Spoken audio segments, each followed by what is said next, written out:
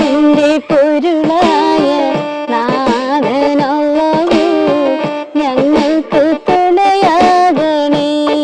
എത്തും വെയിലെത്തും പോവരുതേ നീ നാടിന്റെ വിട്ടം കളയരുതേ. എല്ലാവർക്കും നമസ്കാരം. എൻ്റെ കൂടെ ഇപ്പോൾ 3 പേരുണ്ട്. ഈ 3 പേരും ശരിക്കും ഒരു അമ്പലത്തിൽ ഒരു പരിപാടി നടക്കുമ്പോൾ അവരുടെ കീബോർഡ് വെച്ച് അവരിന്ന് പാട്ട് പാടി ബക്കറ്റ് പിരിവ് നടത്തുന്ന കണ്ടിട്ടാണ് ഞാൻ ഇവരുടെ അടുത്തേക്ക് വന്നത്. ഇവർ 3 പേരും കാഴ്ചയില്ലാത്തവരാണ്. ഒരു കുടുംബത്തിൽ 3 പേര് കാഴ്ചയില്ലാത്തൊരവസ്ഥ അത് ശരിക്കും പറഞ്ഞാൽ നമുക്ക് ചിന്തിക്കാവുന്നതിനപ്പുറമാണ്. ഇത് റസാഖ് എന്നാണ് ഈ ചേട്ടൻ്റെ പേര്. ഈ ചേട്ടൻ ഇത് സതീഷ് ചേട്ടൻ്റെ വൈഫ്. റസാഖേട്ടൻ ഇവരുടെ ഒരു കുടുംബ സുഹൃത്തും ഒരു അകന്ന ബന്ധുവൊക്കെയാണ്. അപ്പോൾ ഇവർ 3 പേര് ശരിക്കും പറഞ്ഞാൽ ഒരു പ്രോഗ്രാമിന് വെച്ച് കണ്ടപ്പോഴാണ് ഇവരുടെ ഒരു സാഹചര്യം ഞങ്ങളോട് പറഞ്ഞതും പിന്നീട് ഞങ്ങൾ ഇവരെ തേടി എത്തിയതും. ചേട്ടാ, നിങ്ങളെ 3 പേര് ശരിക്കും പറഞ്ഞാൽ അങ്ങേയറ്റം വിഷമത്തോട് കൂടിയിട്ടാണ് ഞാൻ ആ സാഹചര്യത്തിൽ കണ്ടത്. നിങ്ങൾ 3 പേരും ഇത്തരത്തിൽ പാട്ട് പാടി ഉപജീവനം നടത്തുന്നവരാണ്. അപ്പോ 2014 മുതൽ നമ്മൾ ഒരുമിച്ചുണ്ട്. ഞങ്ങള് എൻ്റെ വീട് മലപ്പുറം ഭാഗത്താണ്. പിന്നെ ഇവരെ കൂടെ കൂടിയിട്ട് ഇപ്പോൾ 10 വർഷമായി. ഇദ്ദേഹത്തിന്റെ വീട് പെരിന്തൽമണ്ണയാണ്. ഇവിടെ കല്യാണം കഴിച്ചിട്ട് ഇവിടെ സെറ്റിൽ ആയതാണ് ഇവര്. ചേട്ടന്റെ വൈഫാണ് അതല്ലേ? പേരെന്താ ചേച്ചി? എന്റെ പേര് ജയ. ജയ ചേച്ചി, സതീഷ് ചേട്ടൻ, റസാഖ് അല്ലേ? ഓക്കെ. അപ്പൊ ചേച്ചിയുടെ നാടാണ് ഇതല്ലേ? എന്റെ നാടാണത്. ഓക്കെ. അങ്ങനെ ഈ മേഖലയിലൂടെയാണ് ഞങ്ങള് 10 വർഷമായിട്ട് അങ്ങനെ ജീവിച്ചു പോകുന്നത്. അപ്പോൾ നമ്മള് സാഹചര്യം എന്ന് പറഞ്ഞാൽ ഞങ്ങൾ ഇങ്ങനെ പാട്ടുപാടി ഞങ്ങൾക്ക് അന്നാന്ന് കിട്ടുന്നത് കൊണ്ട് അങ്ങനെ ജീവിക്കുന്നു. ഇപ്പം ബുദ്ധിമുട്ട് എന്ന് പറഞ്ഞു കഴിഞ്ഞാൽ ഞങ്ങൾക്കൊരു ചെറിയ വണ്ടിയുണ്ട്. ആ വണ്ടി പോയിട്ടാണ് ഓരോ സ്ഥലത്ത് പോയിട്ട്. അപ്പോൾ വണ്ടി ഇപ്പോൾ വർക്ക്ഷോപ്പിലായിട്ട് ഒരു 6 മാസമായി. അത് കംപ്ലൈൻറ്റ് വന്നിട്ട് 25,000 റുപ്യ വർക്ക്ഷോപ്പിൽ നിന്ന് വേണമെന്ന് പറഞ്ഞിട്ട് അതുകൊണ്ട് പിന്നെ നമുക്ക് ഒരുമിച്ച് കൊടുക്കാൻ ഇല്ലാത്തത് കൊണ്ട് അങ്ങനെ വണ്ടി അങ്ങനെ വർക്ക്ഷോപ്പിൽ. വണ്ടിക്ക് പ്രത്യേക ഡ്രൈവർ ഉണ്ടോ? ഡ്രൈവറിന് ഇവിടുന്ന് ആരെങ്കിലും ഒരു സഹായിനെ കൂട്ടിയിട്ട് പോകും. ഒരു സജി പിന്നെ ഇവിടെ അടുത്ത് തന്നെ നിലമേ ഭാഗത്തുള്ള ഒരാളാണ്, സജി എന്ന് പറയും.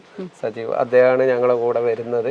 അദ്ദേഹം ഓരോ സ്ഥലത്ത് നമ്മളെ ഓരോ ഉത്സവ പറമ്പോ അല്ലെങ്കിൽ അതുപോലുള്ള അടുത്തുള്ള ഏരിയകളിലെല്ലാം ഇങ്ങനെ അമ്പലത്തിലെ പരിപാടി മറ്റുള്ള ടൈമിന് സ്റ്റാൻഡിലെല്ലാം പോയിരുന്ന് പാട്ട് പാടും.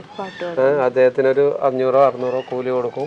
പിന്നെ ഞങ്ങൾ അതുപോലെ എന്തെങ്കിലും ചെറിയ ഷെയർ ചെയ്ത്. നിങ്ങൾക്ക് ശരിക്കും പറഞ്ഞാൽ എത്ര രൂപ കിട്ടും? അല്ലെങ്കിൽ കൂടി പോയി കഴിഞ്ഞാൽ ഒരു ദിവസം 2000, 2500, 2200 ഇങ്ങനെല്ലാം കിട്ടും. ഇപ്പൊ ശരിക്കും കീബോർഡ് ഇല്ല. കീബോർഡ് കംപ്ലൈന്റ് ആയതുകൊണ്ട് നമുക്ക് വണ്ടിയും കംപ്ലൈന്റ് ആയതുകൊണ്ട് ഇപ്പൊ പാട്ട് പാടാൻ പോകാൻ ഭയങ്കര പാടായി. അതുകൊണ്ടാണ് ഞങ്ങൾ ഇങ്ങനെ നിങ്ങളെ വിളിച്ചപ്പോ തന്നെ ഒരുമിച്ചിരിക്കുന്നത്. പിന്നെ മെയിൻ ആയിട്ട് ഞങ്ങൾക്ക് വീടുണ്ട് ഇവിടെ. ഈ വീടുണ്ടെങ്കിലും ഈ വഴിയൊന്നും ശരിയില്ലാത്തത് കൊണ്ട് അവിടം വരെ കോൺക്രീറ്റ് ഇട്ട് അവിടുന്ന് ഇങ്ങോട്ട് കോൺക്രീറ്റ് ഇട്ടിട്ടില്ല. അതുകൊണ്ട് വഴി ശരിയില്ലാത്തത് കൊണ്ട് നമ്മളിപ്പോ നിലമേ തന്നെ വാടകയ്ക്ക് ഒരു റൂം എടുത്ത് മാസം റെന്റിന് 3500 റുപ്യാണ് മാസം റെന്റ് കൊടുക്കുന്നത്. അങ്ങനെ താമസിക്കുന്നതാണ്. പിന്നെ ഭക്ഷണം എല്ലാം ഹോട്ടലിൽ നിന്നായതുകൊണ്ടാണ് നമുക്ക് ഭയങ്കര കഷ്ടപ്പാട്.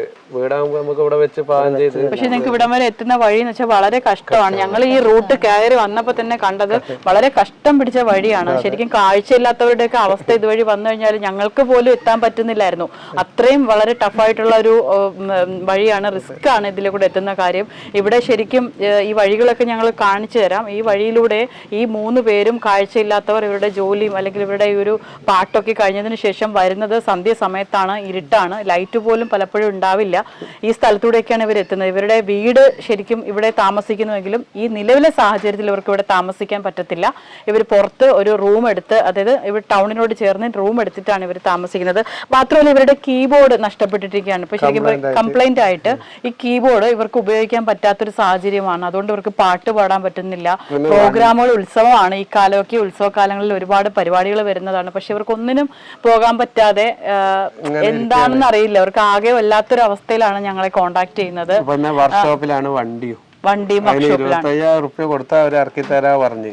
അതിന് പൈസ 25,000 ഒരുമിച്ചില്ലാത്തത് കൊണ്ട് ഞങ്ങൾ ഇങ്ങനെ 500-1000 കൊടുത്ത് ഇങ്ങനെ കുറച്ചായിട്ട് ഇരിക്കുകയാണ്. അതെ. ഇനി അതൊന്ന് ഫുള്ളായിട്ട് കൊടുത്തു കഴിഞ്ഞാൽ നമുക്ക് ഇറക്കി കിട്ടും. പണി എടുത്തിട്ട് വെച്ചിട്ടുണ്ട് അവര്. കുറേശ്ശെ പൈസ കൊടുത്തേ അത് ഇറക്കാൻ പറ്റുള്ളൂ അല്ലേ? അതില്ലാത്തതുകൊണ്ടാണ് നമുക്ക് മെയിൻ ആയിട്ട് ഈ പ്രോഗ്രാമിന് പോകാൻ പറ്റാത്തത്. കാര്യത്തിന് ആരുമില്ല. എന്തെങ്കിലും ഒരു ആവശ്യം വന്നാൽ ഓടി വരാൻ എനിക്ക് എപ്പോഴും പറ്റിയെന്ന് വരൂല. പിന്നെ പറ്റുന്ന സാഹചര്യത്തിൽ ഞാൻ ഓടി വരും, എൻ്റെ മക്കൾ ഓടി വരും. പക്ഷെ ഇവരെ കാര്യം പറയുമ്പോൾ എനിക്ക് ഭയങ്കര സങ്കടമാണ്. നിങ്ങളൊക്കെ വിവാഹം കഴിച്ച അതെ, ഞാൻ കല്യാണം കഴിച്ചു. ചേട്ടൻ മക്കളൊക്കെ ഉണ്ടല്ലേ? 3 മക്കളുണ്ട്. മക്കളുണ്ട്. എങ്ങനെയാണ് ഇവര് കുഞ്ഞുങ്ങളൊക്കെ എവിടെയാണ്? ഇപ്പൊ ഇവരെ അമ്മ മരണപ്പെട്ടതുകൊണ്ട് ഇവന്റെ വീട് പെരിന്തൽമണ്ണയിൽ ഇവന്റെ ജ്യേഷ്ഠനും പെങ്ങന്മാരുണ്ട്. അവരടുത്ത് ആക്കി കൊടുത്തു. ചേട്ടന് എത്ര മക്കളാ? എനിക്ക് 2 മക്കളുണ്ട്. ഇവരെല്ലാരും അവിടുത്തെ എല്ലാവരും മലപ്പുറത്താണ്. അപ്പൊ പ്രോഗ്രാം ഒക്കെ കഴിഞ്ഞ് മാസത്തിലോ അല്ല 15 ദിവസത്തിലോ അങ്ങനെ കൂടുമ്പോഴും മക്കളടുത്ത്. ശരിക്കും മക്കളടുത്ത് പോകണമെങ്കിൽ തന്നെ നമ്മുടെ കയ്യിൽ എന്തെങ്കിലും ഒരു അവർക്ക് വേണ്ടി കരുതണ്ടേ?